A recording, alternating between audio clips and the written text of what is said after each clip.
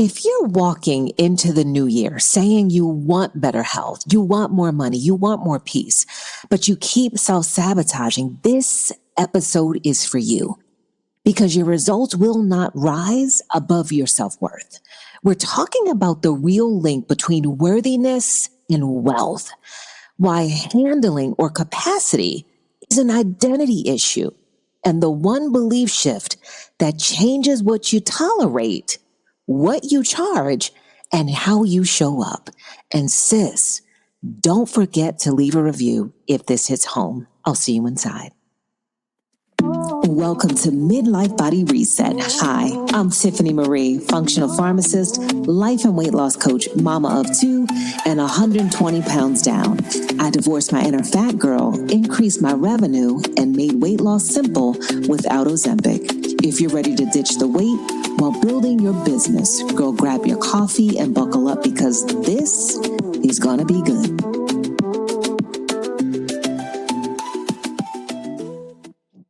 I'm serious. Like, how many of you have been in this place? I mean, my body, my bank account, my boundaries, all of it was just a mirror for what was going on for me. Let me ask you a question. Where are you, sis, in proving your worthiness instead of living like you're already her? Hey sis, welcome back to another episode of Midlife Body Reset with Tiffany Marie Lindsay, myself. I am so excited to be here. We're just having conversations today about worthiness, wealth, and wellness and why it matters. So today might be a little bit tender, but I promise you it's going to set you free because here's the truth. A lot of us aren't stuck because we lack strategy.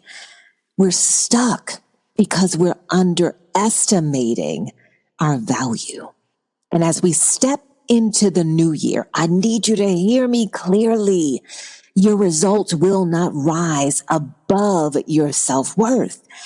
And your wealth, your money, your capacity, your peace, your energy will keep matching the way you see yourself. Let's talk about it. New year, new you. We've all heard it so many times. The new year brings energy and it can be beautiful. The new year brings that fresh start. You know, we get excited. It's like popping tags off of new clothes or that new purse you've always wanted. New habits, new focus. We're ready. You got your workout clothes. You've got your gym membership. You've got your workout plan. You've got your strategy. But with the new year, it also can bring about sneaky performance traps. You know, I'm going to finally get it together. I'm going to finally be disciplined. I'm going to finally be consistent. I'm going to finally make that money. And I'm going to finally drop that weight. I'm going to finally get my body together. And hear me, y'all. Goals are amazing. Love, love, love you for them. Goals are a vibe. As a matter of fact, Deuteronomy 8:18 says, "But remember, it is the Lord your God, for it is He who gives you the ability to produce wealth." Why? So that it establishes the covenants that He's already made to you and your ancestors. Having goals are a thing. But listen, if what's underneath, if your engine, if what is undergirding you, that goal, if it's what is holding up your goal, woman of faith, if it's unworthiness, you're going to keep over grinding, you're going to keep overworking, and you're going to keep self-sabotaging, and you're going to end up right back in this same cycle. Because the question isn't, do you want to change? So many of you, I talk to you all the time, Tiffany, I just want you to lose the weight. I want to lose it naturally. You know, I don't want to take the pills. I don't want to take the injectables and the lotions and the potions. Doesn't matter what Hollywood star is promoting it. And I hear you. You ask me, you want to change, but that's not the real question. The question is, Do you believe you are allowed to have it without the suffering? We talking real talk today. This big girl talk today. And so let me make it plain. If you see yourself, woman of faith, as not valuable, maybe I shouldn't charge for this. Maybe I'm not able to meal prep. Maybe I can't stick to my macros. Maybe I'm just a work in progress. That's another sneaky one. If you have ever said, I keep trying over and over and nothing is working. Maybe you said to yourself, I just keep starting over. I don't know why I take 2 steps forward and 4 steps backwards. I'm always behind. I always got to improve. I got to get my money up. Then you will handle, hear me, everything from that place.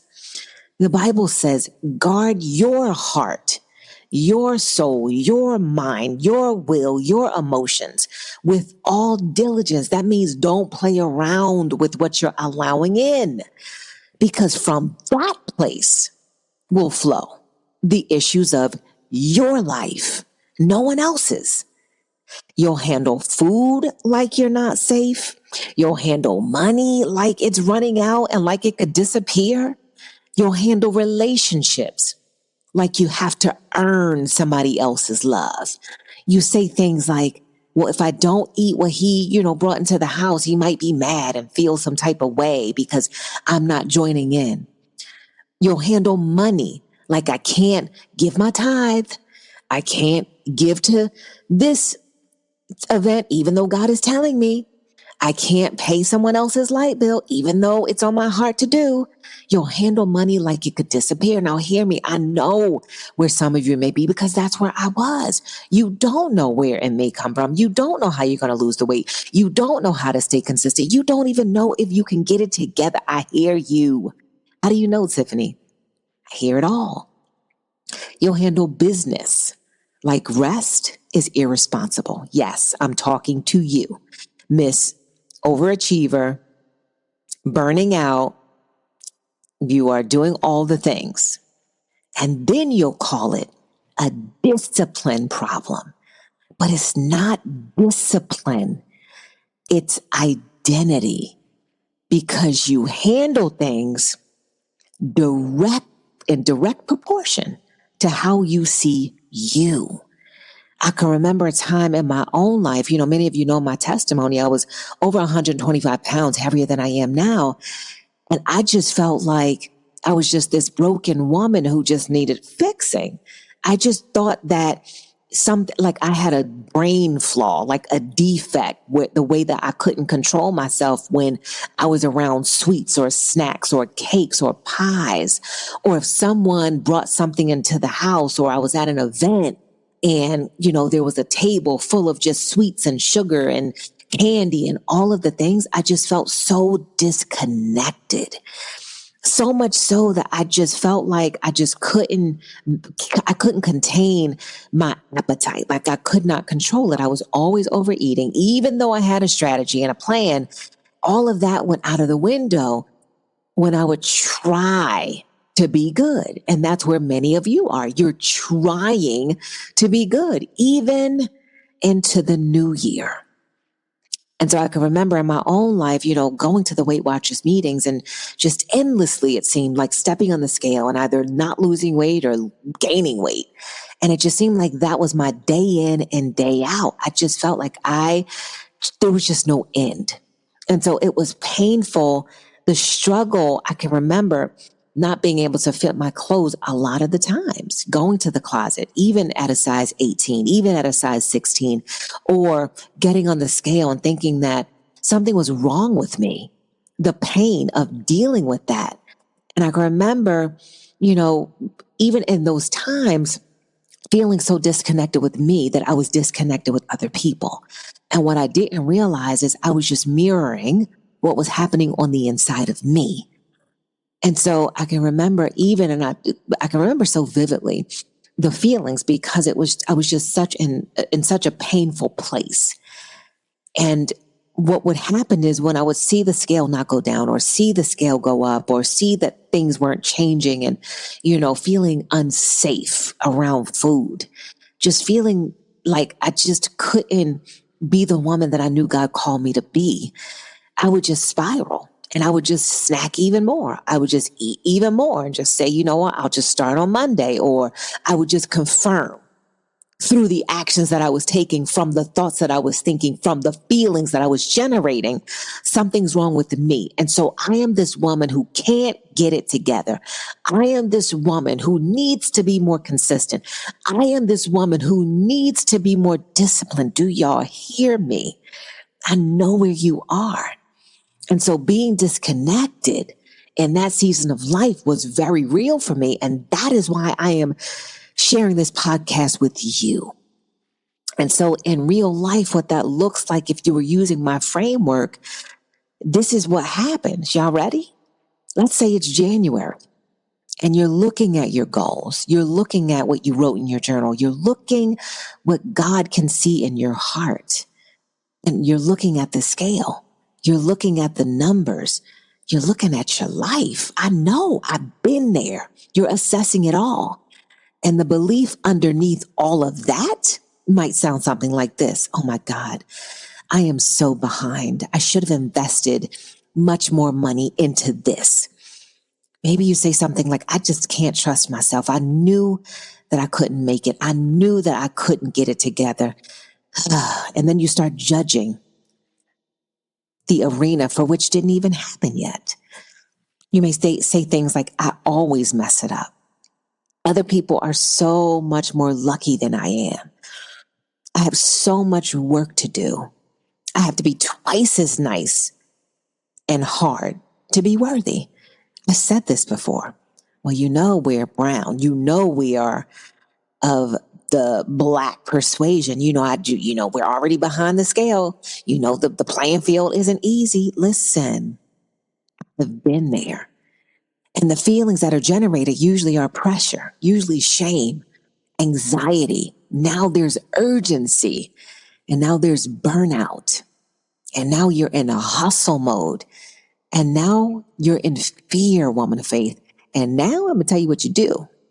You start to compare yourself with others, what they're doing, why you didn't get it yet, why you aren't there yet, why you haven't met your goals.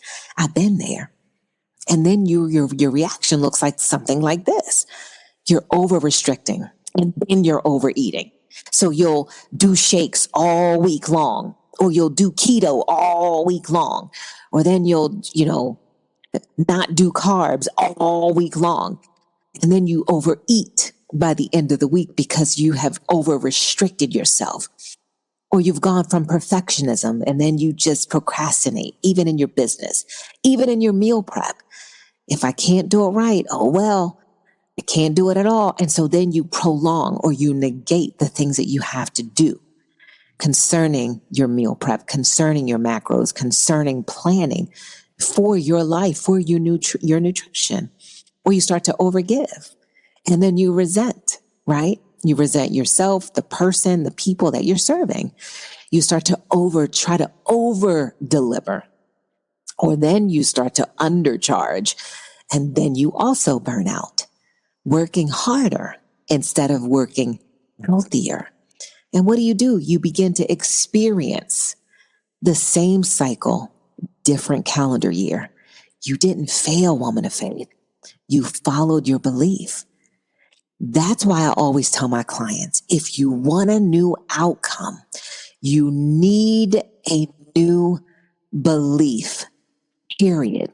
The Bible says, guard your heart with all diligence. That means everything you got, guard it, because out of your heart will flow the issues of your life.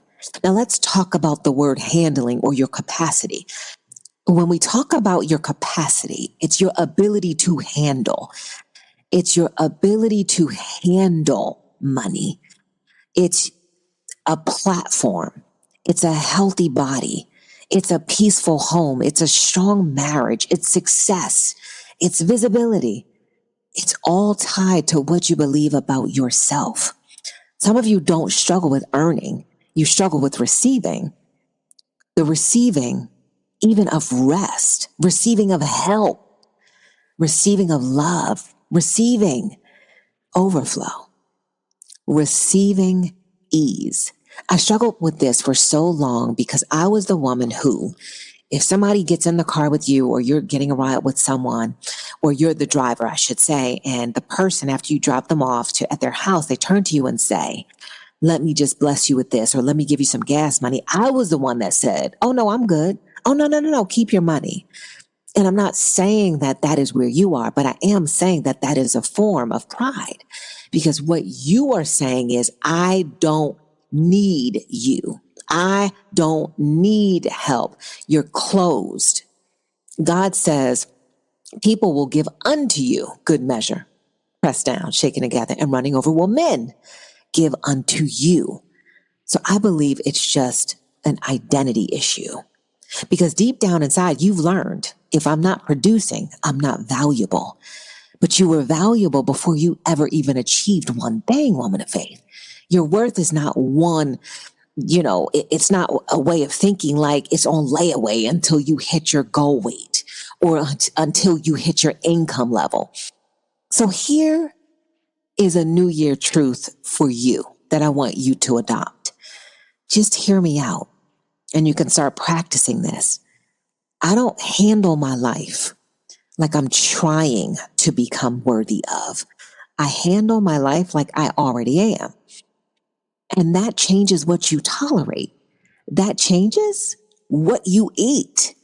That changes what you charge. That changes how you speak to yourself. That changes the decisions that you make when no one is watching. Let me slow down here, because I want this to land in your heart. I really want you to hear this. If you've been beating yourself up about your body, about your money, your follow through, listen to me. You don't need more shame. You just need to come back home to you. You need a new relationship with you. One where you stop treating yourself like a project you're frustrated with, right? And start treating yourself like a woman, the woman of God, that God has entrusted with life, the life of God, the Zoe life of God. You're not too much. You're not behind. You're not hard to fix. You're a daughter. You are called. You are capable.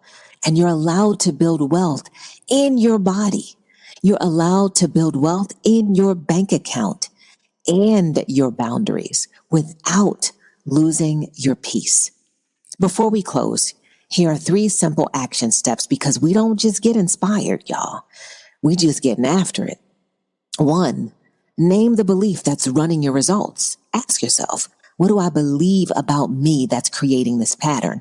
2, choose a worth-based decision ahead of time. If you're in my coaching practice, we do this all the time. We make decisions ahead of time. Not a perfect plan, just one decision. For example, I'll eat in a way that honors me, or I'll stop over explaining my price, or I'll go to bed on time because I'm worth feeling good. And then 3, you're just going to practice receiving without earning. Just receiving rest, receiving help, receiving kindness, receiving a smile from a stranger. When it feels uncomfortable, don't run. That discomfort is your old identity trying to stay in control. We ain't having that this year. All right, sis. If this episode hits you, I want you to do 2 things. First, save this episode and replay it when you catch yourself slipping back into moving mode. Second, if you haven't yet, leave a review for the podcast. It takes 30 seconds, and it helps this message reach the women who silently struggle, trying to build a big life while feeling small inside. Write 1 sentence. What this show is helping you shift. That's it. I love you. I'm proud of you. And I'll see you in the next episode. I'll talk to you soon. Hey sis, if this podcast inspired you, blessed you, helped you in your health or fitness and faith journey, if so, I'd love for you to share this with a girlfriend, with another entrepreneur, with your sister circle, or with someone who you know would love to hear this.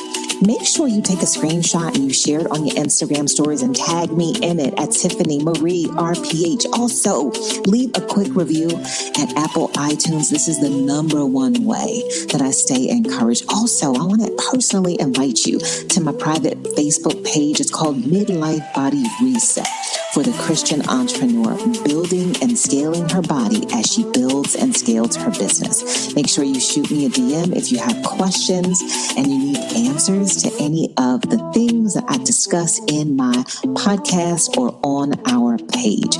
So in the meantime, may God make you rich and prosperous in every way. I'll talk to you next week.